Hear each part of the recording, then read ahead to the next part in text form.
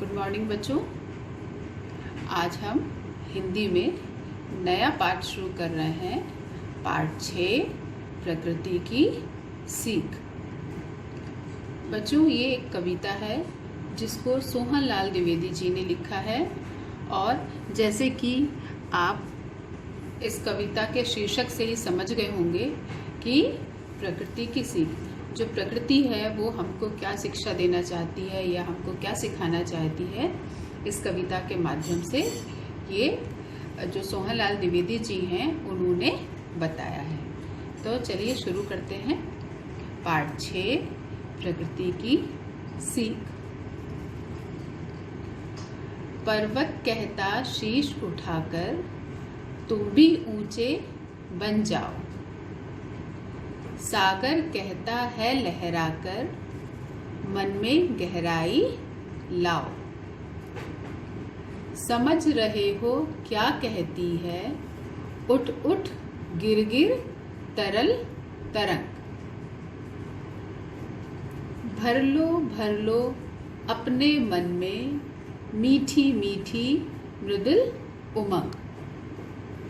पृथ्वी कहती धैर्य न छोड़ो, कितना ही हो सिर पर भार। नभ कहता है फैलो इतना, ढक लो तुम सारा संसार।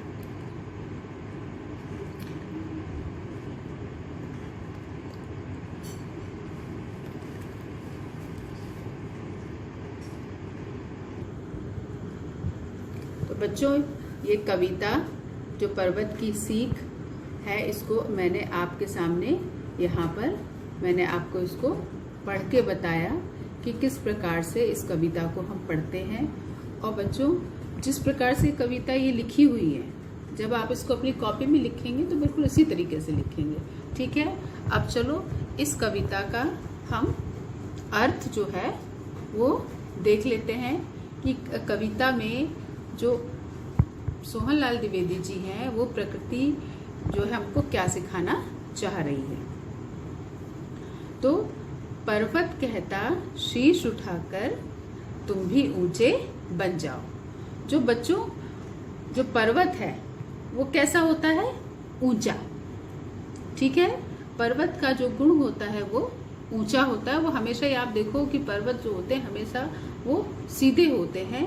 ठीक है, तो इसलिए जो पर्वत का गुण है ऊंचा, तो पर्वत हमें क्या सीख दे रहा है? पर्वत हमें सीख दे रहा है कि जिस प्रकार से मैं ऊंचा हूँ, तो उसी प्रकार से हमें भी क्या करना है? अपने कार्यों से महान बनना है, अपने कार्यों से हमको ऊंचा बनना है। सागर कहता है लहराकर, मन में गहराई लाओ। सागर को आपने देखा होगा, सागर जो है उसमें जो लहरें होती हैं वो हमेशा क्या होती हैं? उठती रहती हैं। और सागर जो होता है वो गहरा होता है। ठीक है, तो सागर जो है वो हमको बता रहा है कि जिस प्रकार से मैं गहरा हूँ, उसी प्रकार से तुमको भी क्या करना है? अपने अंदर गहराई लाना है, तुमको गंभीर होना है। और क्या करना है? जिस प्रकार से मैं गहरा हूँ, तुम भी उसी प्रकार से गंभीर बनो। समझ रहे हो क्या कहती है, उठ उठ गिर गिर तरल तरंग। भर लो अपने मन में मीठी मीठी मृदुल उमंग। यहाँ पर आप जो पानी की जो लहरें होती हैं वो हमको क्या शिक्षा दे रही है बच्चों? देखो, समझ रहे हो क्या कहती है, उठ उठ गिर गिर तरल तरंग। जो पानी की जो चंचल लहरें होती हैं वो क्या करती हैं कि वो आपने देखा होगा, वो उठती हैं गिरती हैं, उठती हैं गिरती हैं। ठीक है, ये नहीं है कि यदि वो गिर गई हैं तो फिर वो उठेंगी नहीं।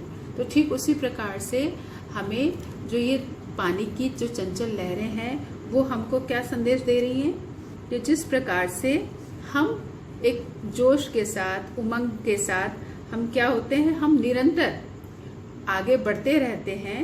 ठीक उसी प्रकार से हमें भी अपने कार्य को, जो भी कार्य हमारा है उसको हमको क्या करना है, एक जोश के साथ, उत्साह के साथ और उमंग के साथ करना है।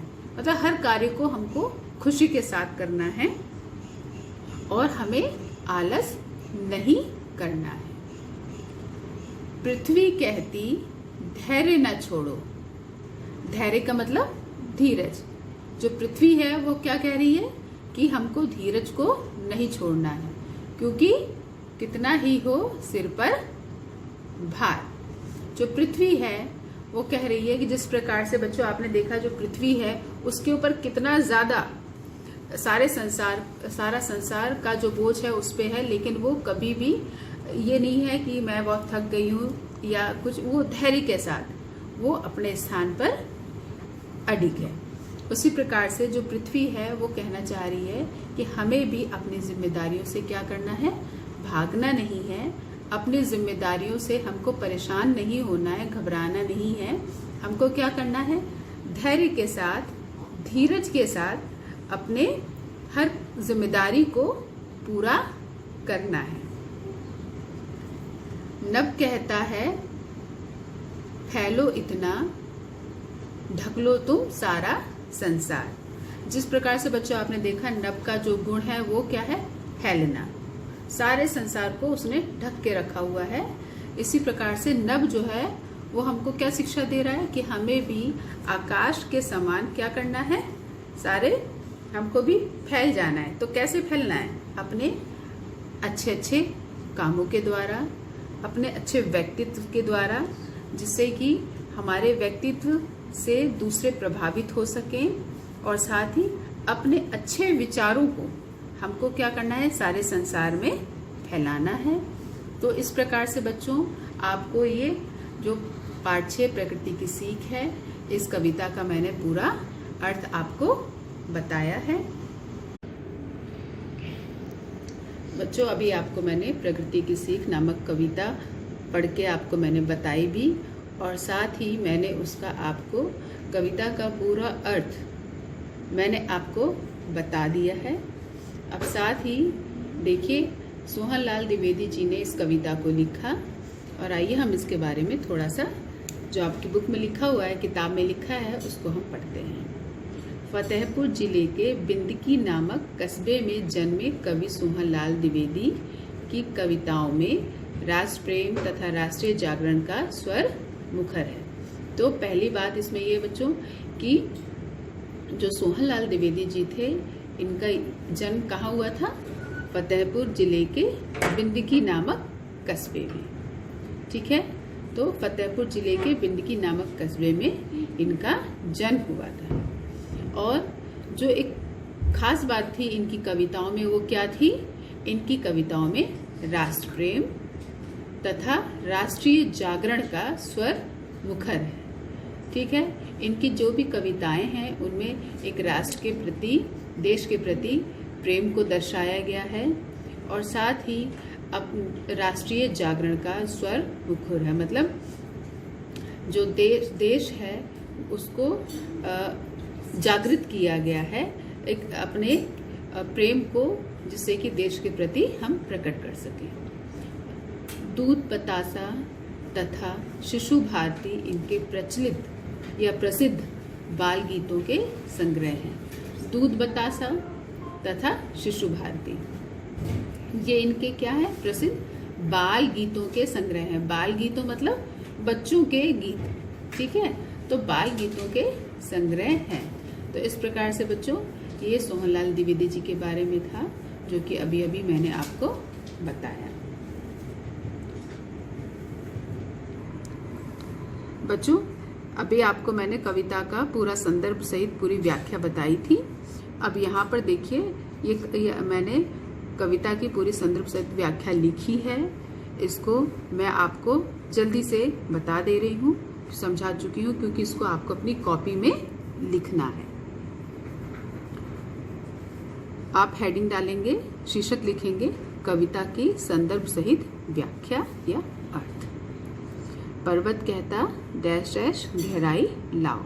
संदर्भ, ये पंक्तियां हमारी पठित पुस्तक कलरव के प्रकृति की सीख नामक पाठ से ली गई हैं। इसके रचयिता सोहनलाल द्विवेदी हैं। ठीक है, अभी आपको बताया गया कि इस कविता के रचयिता कौन है, सोहनलाल द्विवेदी। प्रसंग, इस कविता में कवि ने प्रकृति द्वारा दी गई सीख के बारे में बताया है। मतलब प्रसंग का मतलब ये है बच्चों कि कविता में किस चीज़ के बारे में बताया गया है उसको हमको बताना है। तो इस कविता में कवि ने प्रकृति द्वारा दी गई सीख के बारे में बताया है। भावार्थ आपको मैं बता चुकी हूँ पहले का भी, ठीक है। इसके बाद दूसरा, समझ रहे हो, ठीक है, समझ रहे हो डैश डैश मृदुल उमंग, ये आपको पहले बता चुकी हूँ, इसलिए इसको पूरी कविता फिर से नहीं पढ़ रही हूँ। इसका भावार्थ आप ध्यान से देख लीजिए, इसलिए मैं आपको बता रही हूँ ताकि आप इसको अपनी कॉपी में बिल्कुल साफ साफ तरीके से लिख सकें। इसके बाद ये थर्ड, पृथ्वी कहती धैर्य न छोड़ो, ये पूरा जो 4 पंक्तियां हैं सारा संसार, उसका भावार्थ ही लिखा हुआ है। ठीक है, ये पूरा उसका भावार्थ लिखा है। ये मैंने आपको कविता का अर्थ समझाते हुए वीडियो में बताया है। आप इसको यहाँ से देख करके अपनी कॉपी में बिल्कुल साफ और साफ लेखनी में, राइटिंग में इसको आप लिखिए। अब बच्चों ये शब्द अर्थ मैंने आपको दिया है, आपको इन शब्द अर्थ को आपको अपनी कॉपी में करना है। और जिस प्रकार से मैंने लिखा है आप देख रहे हैं शब्द अर्थ, ठीक है। और मैंने ये देखिए बिल्कुल लाइन खींच करके मैंने साफ साफ लिखा है। इसी तरीके से आप भी अपनी कॉपी में लिखेंगे, ठीक है।